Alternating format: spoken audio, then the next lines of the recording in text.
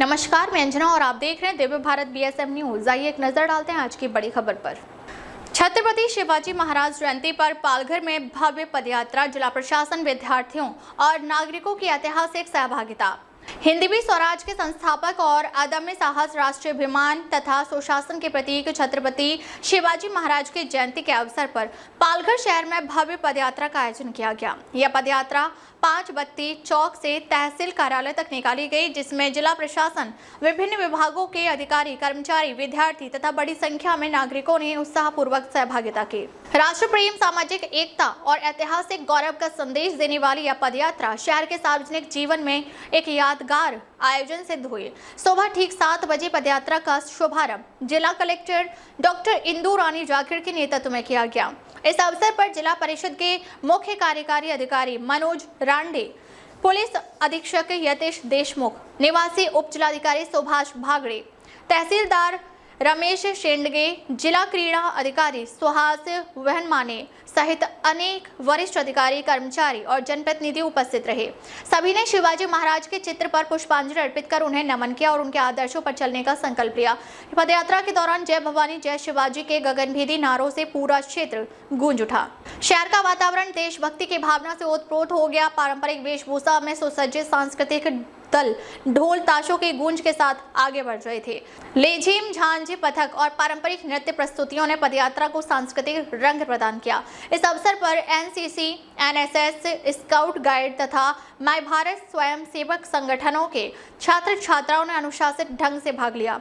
शहर के विभिन्न शालाओं और महाविद्यालयों के विद्यार्थियों ने हाथों में तिरंगा और प्रेरणादायी संदेशों वाली तख्तियां लेकर मार्च किया।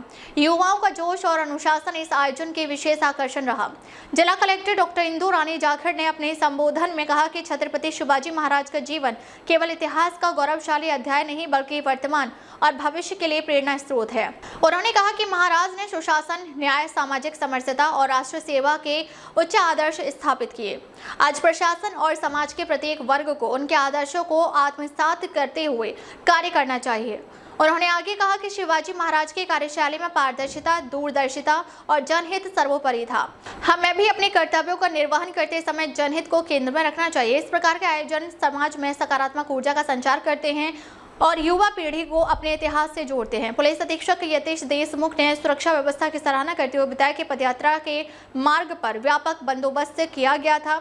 यातायात व्यवस्था को सुचारू बनाए रखने के लिए विशेष टीम तैनात की गई थी। उन्होंने नागरिकों के अनुशासित सहयोग के लिए आभार व्यक्त किया। जिला परिषद के मुख्य कार्यकारी अधिकारी मनोज रांडे ने कहा कि शिवाजी महाराज ने संगठन शक्ति के माध्यम से स्वराज्य की स्थापना की। आज भी समाज के सर्वांगीण विकास के लिए सामूहिक प्रयास आवश्यक है। प्रशासन और जनता के संयुक्त प्रयासों से ही प्रगति का मार्ग प्रशस्त होता है। पदयात्रा के समापन पर तहसील कार्यालय परिसर में एक संक्षिप्त कार्यक्रम आयोजित किया गया। यहाँ उपस्थित सभी अधिकारियों और नागरिकों ने राष्ट्र निर्माण के प्रति अपनी प्रतिबद्धता दोहराई।